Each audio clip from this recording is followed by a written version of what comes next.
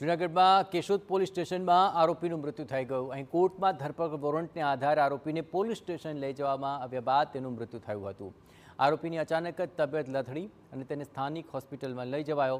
આરોપીને વધુ સારવારની જરૂર હોય જૂનાગઢ ખસેડાતા પોલીસના જાપ્તામાં જ તેનું મૃત્યુ થઈ ગયું। પોલીસ જાપ્તામાં આરોપીના મૃત્યુ પર હવે સવાલ ઉઠી રહ્યા છે। પોલીસે આરોપીની અટક કર્યા પહેલા ઝેરી ટીકડા પીધા હોવાનું જણાવ્યું હતું। આ ઝેરી ટીકડા ખાધા બાદ મૃતકને પોલીસ સ્ટેશન સુધી અસર કેમ ન થઈ, પોલીસ સ્ટેશનમાં ઝેરી ટીકડા ખાધા કે ઘરે ખાધા તે અંગે પણ સવાલ ઉઠી રહ્યા છે।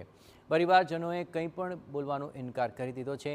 આરોપીઓના મૃત્યુની તપાસ માંગરોળના ડીવાયએસપીને સોંપાઈ છે।